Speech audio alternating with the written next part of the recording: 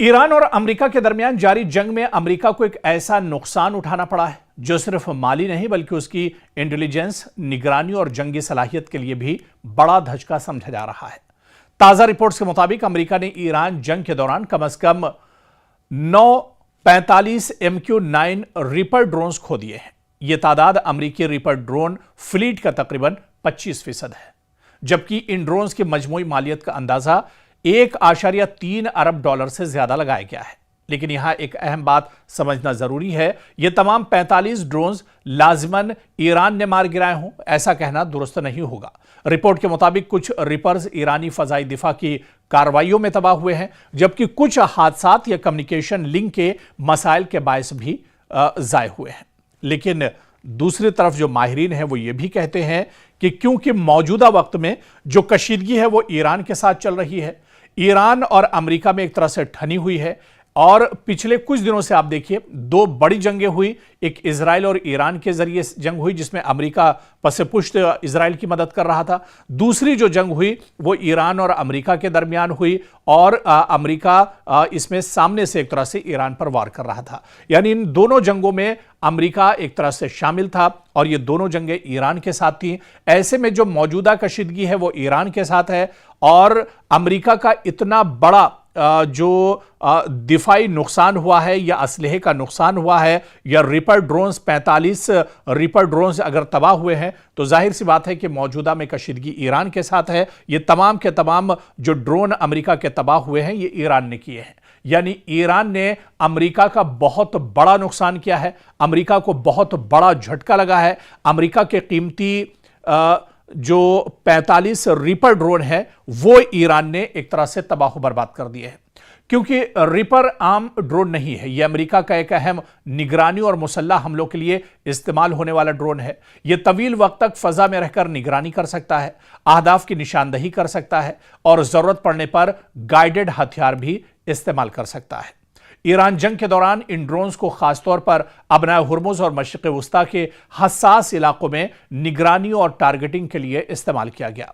असल बात सिर्फ 45 ड्रोन का नुकसान नहीं है, बल्कि मसला यह है कि अगर एक ऐसा ड्रोन जिसे अमेरिकी फौज जदीद निगरानी और हमलों के लिए इस्तेमाल करती है मुसलसल बड़ी तादाद में ज़ाय हो रहा है ये ड्रोन, तो इसका मतलब साफ है कि जंगी माहौल अमेरिकी ड्रोन ऑपरेशंस के लिए तवक्को से ज्यादा खतरनाक बन चुका है और ईरान बहुत आसानी से अमेरिकी जो हथियार हैं, अमेरिका के जो मिसाइल या ड्रोन है उन पर बहुत आसानी से काबू पा रहा है। और ये बताने के लिए काफी है कि अमेरिकी इंटेलिजेंस, अमेरिकी जो टेक्नोलॉजी है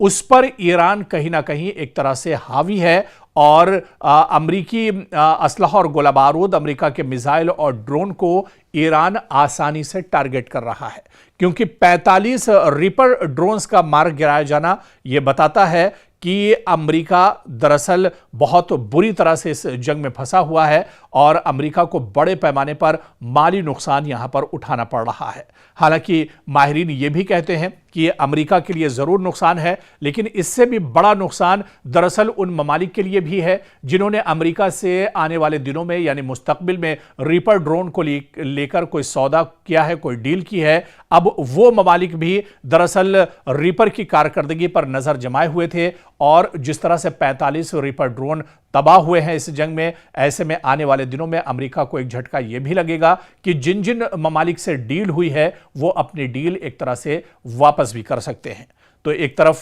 ईरान ने अमेरिका को बहुत बड़ा जख्म दिया है, बहुत बड़ा झटका दिया है, दूसरी तरफ अमेरिका के लिए एक बड़ा झटका यह भी होगा कि उसकी असलहे की जो डील है, रीपर ड्रोन्स की जो सौदेबाजी और डील है, उस पर भी अब खतरे के बादल मंडला रहे हैं।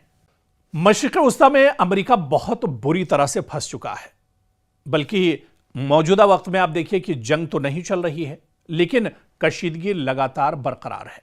अबनाए हुर्मुज में जो कश्तियां हैं या अबनाए हुर्मुज से गुजरने वाले जो टैंकर्स हैं उन पर लगातार हमले हो रहे हैं। अबनाए हुर्मुज लगातार ईरान के कब्जे में है। अमेरिका कई बार ईरान को धमकी दे चुका है कि अबनाए हुर्मुज को ईरान खाली करे, नहीं तो ईरान को बहुत बड़ी कीमत चुकानी होगी। फिर भी ईरान के कान पर जूं तक नहीं रेंग रही है, क्योंकि ईरान मौजूदा जंग में और इससे पहले की जंग में अमेरिका की सलाहियत को एक तरह से आजमा चुका है और वो ये जान रहा है कि अमेरिका भी इस पोजीशन में नहीं है कि वो बहुत बड़े हमले ईरान के ऊपर कर सके। दूसरी तरफ डोनाल्ड ट्रंप दरअसल ये चाहते हैं कि अब जंग एक तरह से रुके, जंग के माहौल से निकलना चाह रहे हैं, जंग रोकना चाह रहे हैं, और इसी वजह से डोनाल्ड ट्रंप कभी पाकिस्तान की सालसी की बात करते हैं, कभी मिस्र और कभी कतर की सालसी के जरिए बात करते हैं। और इन्होंने इन ममालिक को, मशरिक़ वस्ता की ये अहम ममालिक हैं, मुस्लिम ममालिक हैं, जो एक तरह से ईरान पर दबाव बना रहे हैं। हालिया दिनों भी जिस तरह से हमने देखा कि पाकिस्तान के जो बड़े लीडरान हैं, जिम्मेदारान हैं, उन्होंने तेहरान का दौरा किया था और यहां पर भी इस जंग के माहौल को खत्म करने की बात तेहरान में चल रही थी। लेकिन ईरान दरअसल मानने को तैयार नहीं है। ईरान का कहना है कि यह जंग हमने नहीं शुरू की है, लेकिन यह जंग खत्म हम ही करेंगे, जब हम चाहेंगे तो यह जंग एक तरह से खत्म होगी। दूसरी तरफ ईरान एक बड़ा ऐलान यह भी कर चुका है कि जो जंग अमेरिका के साथ चल रही है, यह जंग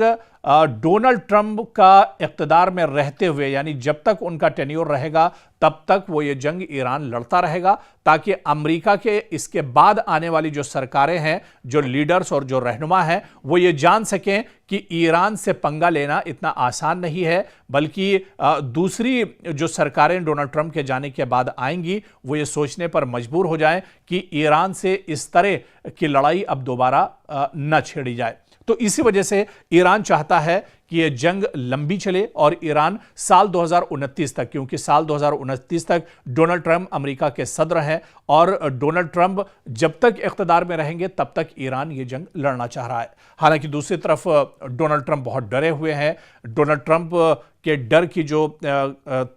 पूरी जो दास्तान है, उनकी जो पूरी स्टोरी है, वो तो पूरी दुनिया के सामने आ ही चुकी है कि वो ईरान से इन दिनों कितना ज़्यादा खौफजदा है। लेकिन इस बीच डोनाल्ड ट्रंप ये चाहते हैं कि बहुत जल्दी अब ये जंग रुके, अब ये कशीदगी के हालात जो हैं ये बेहतर हो, और इस जंग से अब अमेरिका दरअसल निकलना चाह रहा है। अमेरिका का इस जंग में बहुत ज़्यादा नुकसान हो चुका है, चाहे ड्रोन्स की बात की जाए, चाहे डिफेंस सिस्टम थार्ड और पैट्रियाट्स की मिसाइल की जाए, जिनका खजाना या गोडाउन जो है पूरी तरह से खाली हो चुका है, या फिर इस जंग की वजह से अमेरिका में जो महंगाई बढ़ रही है, लोग जिस तरह से परेशान हैं, फिर आने वाले दिनों में अमेरिका में कांग्रेस के इंतखाबात भी होने वाले हैं, मिड टर्म चुनाव होने वाले हैं, और इससे पहले अब डोनाल्ड ट्रंप चाह रहे हैं कि हालात बेहतर होने चाहिए। हालांकि डोनाल्ड ट्रंप और अमेरिका की कोई लड़ाई ईरान के साथ नहीं थी।